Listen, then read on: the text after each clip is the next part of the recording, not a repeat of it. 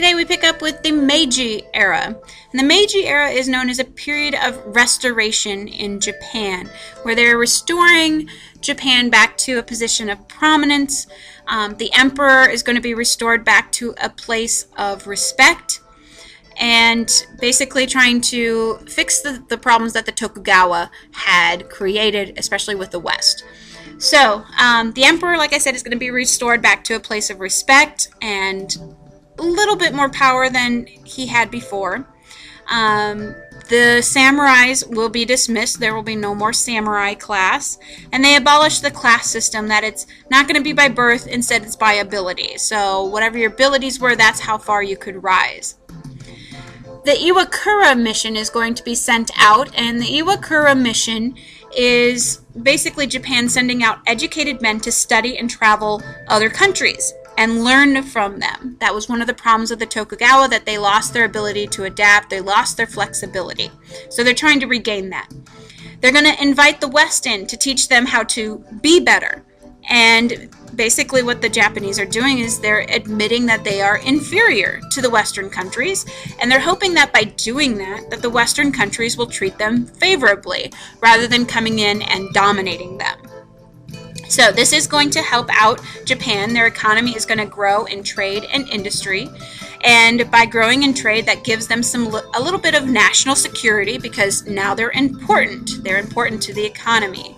They begin to put out more with agriculture, so that helps as well. They begin building up their railroads and ports and their infrastructure like roads and that kind of stuff in order to become more modern. And they follow a Western model in how they should dress, what kind of foods they should eat, what sort of leisure time activities they should do, to try and make themselves more appealing to the Westerners, that you shouldn't come in and dominate us, that we are very much like you, that we see ourselves as the elite class of Asia sort of thing. The government will also go through a series of reforms. It will really focus on having a strong central government. A constitution is actually going to be created. The Meiji Constitution said that all citizens were equal before the law. It gives the emperor autocratic power, so the emperor has unquestionable power. Nobody can question what he does. But it also says that the emperor is not going to do everything, that there's only certain things that the emperor is going to be addressing. So it sets up a legislature called the Diet, and its powers are limited, but it's an attempt to look very Western. It's an attempt to look more Western than the rest of Asian countries. The goal for Japan at this time is to have a rich country and a strong army. Protection and safety is going to come from those two things, having a rich country and a strong army. So in 1872, they require compulsory education, meaning that all of their children are educated, and they have an educated workforce. And by the 1890s, every Japanese child attends school and graduates from the primary school at least. So they at least go up through the 8th grade. In 1873, they also install a draft, or a military conscription, saying that you have to serve in the military. In 1889, they get a new constitution and a new prime minister. And Ito Hirobumi is a kind of an angry young man that protested against the government, who eventually becomes the first prime minister. And his goal is to have a civilized country. So he wants to revise those treaties and make it more favorable to Japan. By 1890, the Diet becomes more like the U.S. Congress or the British Parliament, so it's much more powerful than it had started out being. Now, Japan, like I said, didn't want to become a part of colonialism, but it likes the idea of imperialism. So colonialism is where you become a colony, imperialism is where you own colonies. And Japan wants to be a part of the action, and they really feel that they have a proprietary interest in Asia. And so the Sino-Japanese War will take place from 1894 to 1895, and it's between Japan and China. China has more resources, but Japan is more modern. And Japan wins. They win against China. And they get Taiwan, and they get Shantung, which is a good port. But after they win this war, the Triple Intervention, which is an alliance between France, Russia, and Germany is going to step in and basically say, good job, way to defeat China, but you can't have Shantung. You can't handle that. You can have Taiwan, but we want the port city of Shantung, so you can't have that. And so this is going to establish sort of a Western rivalry between Japan and Russia, because they both are looking at acquiring the same land. Russia is kind of in Asia, or the eastern part of Russia is in Asia, so they feel like they should have ownership, and the Japanese feel like they should have ownership. So there's going to be this rivalry between the two. So Japan's place among the mighty powers of the world at this time, by 1900, they had been subjected to the unequal treaties. They were building up the military might. They were starting to establish colonies, and they're becoming very, very successful. Now, the reasons for their success, well, number one, their monarchy. They never have total chaos like China does. China's constantly having the emperor overthrown, mandate of heaven, get rid of him, all that kind of stuff. But for Japan, the monarchy has been the same forever. It's the same family, so they never have total chaos.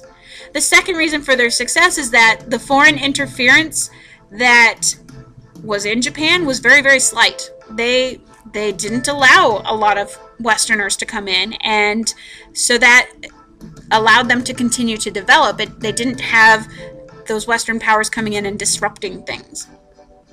The third reason is the Tokugawa. Now, the Tokugawa had a lot of things that were wrong with them, but their legacy is that they did centralize the control, that there were certain people you looked to for control. The fourth is that they have an educated population. Remember, they required mandatory or compulsory education, mandatory education for everyone. And so they have a very educated population, which is going to be hugely a benefit for them. And number 5 is the fact that China is so attractive to the Westerners, that the West just doesn't look at Japan that closely because there's China with all of its vast resources. Japan kind of gets put to the back burner because it's just not as juicy of a temptation as China is. And that is a huge benefit for them, because if they were being constantly bombarded and attacked the way China had been, Japan wouldn't have become as powerful or successful as it did. Now, the emperor, like I said, is very useful because that family line forever. But the emperor also serves a number of purposes himself. Number 1, he's a symbol of Japan's uniqueness. No other Asian country can look at their family line for their emperor and trace it back as far as the Japanese could. No Western country could do that either. And so it is a symbol of how unique Japan is.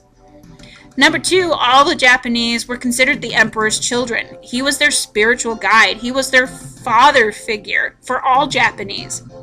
And so they revere and respect him the way many, many, many, many other monarchies do not get that respect and love. The third is that the emperor is supposed to be above politics, so he's not supposed to be influenced by political maneuverings and that kind of stuff. That's what he had ministers and servants for. So he's kind of considered to be someone who is non-prejudiced in a way. And the fourth is that for the emperor, or because of the emperor, the family is the most important thing, not the individual. The individual is not that important, but your family tie, your family name is the most important thing. And that's something that comes from the emperor as well. So Japan is very, very successful by 1900. It's doing very well for itself by 1900. In 1902, it's going to sign the Anglo-Japanese Alliance, and this is an alliance between Great Britain and Japan. And what's interesting is that both sides are equal in this. They both get equal stuff. It's a treaty of friendship and military protection. In 1904, Japan is going to declare war on Russia. So the Russo-Japanese War takes place from 1904 to 1905. It's between Japan and Russia, and Japan wins. And that's a huge thing because the rest of the Western nations just kind of pat him on the back and say, attaboy kind of thing. Because if you remember, Western Europe really doesn't like Russia. Russia's kind of the odd man out. It doesn't fit in anywhere. It doesn't fit in with Europe, even though part of it's in Europe. It doesn't fit in Asia, even though part of it's in Asia. It just is kind of an odd man. It doesn't fit anywhere. And so when Japan, even though they're Asian, beat on Russia, the West is like, attaboy, that's what we want.